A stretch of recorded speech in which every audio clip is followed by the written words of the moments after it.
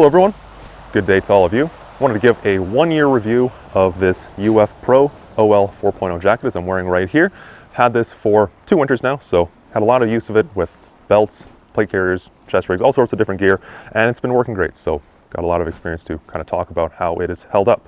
So to start with the most important points of this jacket, I bought this jacket to replace my old P51 jacket right here, which was extremely warm. However, it's quite bulky, and that would cause some issues when I'm trying to wear it underneath gear like plate carriers and all of that sort of thing. And this is definitely equally as warm. However, it is a thinner material, quite a bit thinner, so it does work a lot better when you're layering gear over it, and allows you to kind of move more without constricting your movement, especially if you have, for example, a smock over this, which I do tend to wear quite a bit. So as far as the most important feature, I would say, of this jacket, the warmth, definitely this works great, just even standalone down to just a little bit under freezing temperatures, which it is right now. It's just currently -1 Celsius. And if you get much below that, just some simple layering underneath this will make it easily a very warm jacket, down to the negatives even. And then before I actually start talking about the features of this jacket and going over that in this review here, I did want to mention the price of it because it is a pretty important point.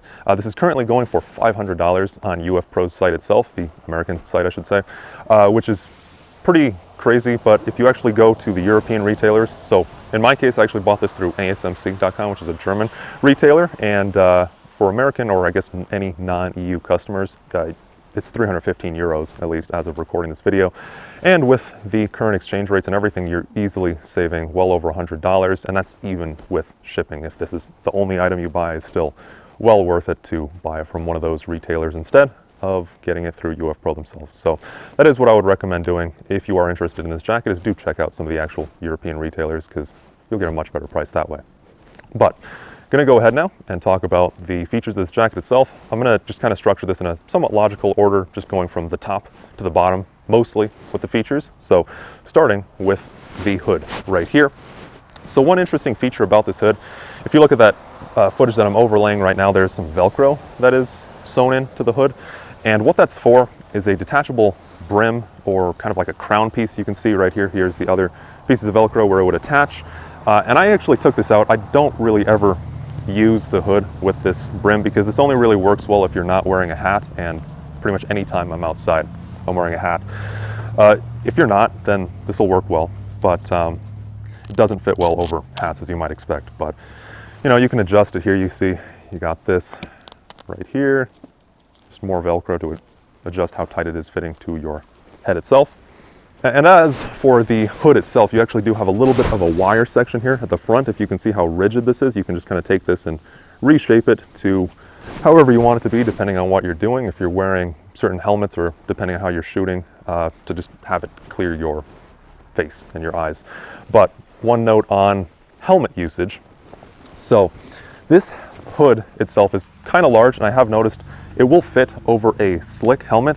However, if you have a helmet with a counterweight, not even the scrim actually doesn't cause too much of an issue, but the counterweight I have back here, this hood actually won't fit with just that little bit slightly extra stuff on it. So if you're running a slick helmet, or you have kind of a smaller head, I actually wear extra large helmets, so pretty large there, but yeah, it won't fit over every helmet that's out there, depending on how you have it equipped. I did try taking off the counterweight and just running this with just the nods in front though, and I will say that this hood will fit over that, and it'll actually sit kind of high, which is nice, so it'll clear your nods. But anything else you have mounted on the helmet, there's a good chance it won't fit. So do keep that in mind. I do wish the hood was maybe ever so slightly larger, but not that big of an issue, I would say. So next, moving down to the pockets that you have here, you have two chest pockets right here in the front. You also have 2 arm pockets on each side. These chest pockets are pretty similar to a lot of other jackets like this. These are extremely large. You can put pretty much anything in here. The arm pockets, the top one on each side, does have a little Velcro piece right here, so you can attach patches to it if you want. And the pockets themselves here on the arms are really nice. They're both pretty large. You know, they're not the biggest things in the world, but you can fit a lot of stuff in here. You can fit snacks in here easily. And I usually, in my case, I usually do put documents, for example, in here when I'm out hunting, like a dope card, for example. Also, underneath the arms, you do have zippers, so you can unzip this to get some extra ventilation going in there. And these do have a mesh liner underneath, which really helps to retain the structure and the rigidity of the jacket so it doesn't kind of deform. Comparing this with one of my fall jackets here, this is a Condor. It has the same sort of zipper idea, but you can see that it does not have anything underneath it. So this does kind of want to deform depending on what else you're wearing with it when you have this unzipped. So it's a really good idea that this jacket does have the mesh. It's really well thought out with that. And then moving down to the sleeves of this jacket here, you do have Velcro cuffs that you can adjust, just like a lot of what you see on combat shirts and that sort of thing. And then moving down here, one pretty interesting point of these jackets here is you do have a hand warmer, as they call it, or an inner sleeve. You can see right here. Now this doesn't work too well if you're trying to wear it with gloves, unless you order very large gloves, maybe like a size up from what you normally wear, then you could wear both. But if you just have this over your hands, then it works great for that. Otherwise, you can just push this down here, kind of tuck it, and then it'll fit great with gloves as well. And then moving to the front zipper, that's how it attaches. It's just pretty average, regular zipper right here.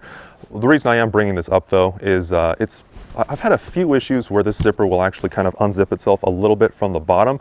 It's been easy to fix every time. It's not like one of those where it gets really stuck and you have to force the zipper down to get it off, but just for some reason, sometimes it will occasionally pop out from the bottom. I've had it happen twice, which is extremely rare because I have had this for an entire year, but it is worth mentioning nonetheless. And I actually have seen some other reviews where people mentioned it, so something's going on with that. So I'm going to move to the inside of this jacket now, and there is, first off, there is two more pockets. You have one here on both sides. You can unzip this from the top, you can unzip it from the side. They're very accessible, just a mesh pocket for anything you want to kind of keep out of the elements a bit more. So that's good there.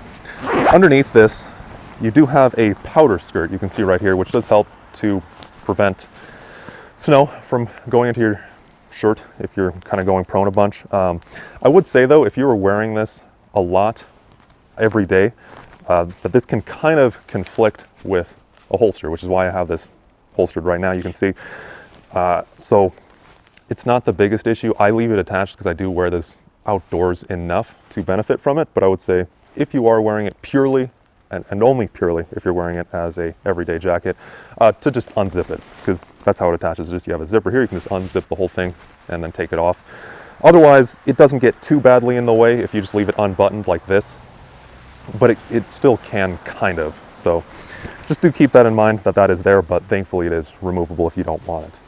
But it is beneficial to have, I've found, when you're wearing it outside. And furthermore, if you are kind of overheating, you can actually just take this powder skirt and button it at the front and just leave the rest of the jacket unzipped to kind of cool off and still prevent this from really flapping around on you if you're in a windy area. And this jacket has a pretty interesting cut where it's actually longer in the back, you can see, compared to how it is in the front, which does help if you're kind of bending down a lot to prevent the jacket from riding up on your back and then you get a cold back. That's never great, but that does work well to prevent that. Then also on the cut, you can see, if you look at the sleeves here, you do have this different, more so kind of a canvasy material right here compared to the rest of the jacket, which is more of like an actual waterproof material. This part right here, it's not waterproof. I do wish that they maybe had something different on the elbows, because I would say overall this jacket is pretty well, it's water resistant. For example, if you're in snow like I am right now, this is somewhat wetter snow, but even then it's fine. But if you're wearing this in cold rain, for instance, this part will absolutely soak through. I took this out shooting one time in the rain, and yeah, the elbows just will completely soak through. But if you are wearing this in snow, that'll pretty much never come up, just in the rain. And also on this material, this is supposed to be NIR compliant along with the rest of UF Pro's stuff. But I did test this under night vision, and it does seem to glow a little bit more than I was expecting. I'll let you be the judge of it yourself from the footage that I'm putting up, but I have seen other clothes that do have actual issues under IR, and it doesn't reach that level. But still, there is a little bit more remission there than I would have expected for this to be NIR compliant. Overall, I'd say this is a very, very good jacket. I think there's a lot of well thought out features on here, and if you don't like some of the features for your use case, luckily you can remove them. In the case of the powder skirt, if that doesn't work for you, you can take it off. In my case, this detachable brim piece, I didn't really like how this worked for me, so I was able to remove it, but if they work for you, you can just keep them on. So really well thought out there. So Thank you all for watching, and I hope you found this informative. Let me know if you have any questions or if you have anything else to say in the comments below. I always do read them, even if I don't always have time to respond back to all of them. Still, I do appreciate it. Thank you all for watching. Take care, and I'll see you all in the next one.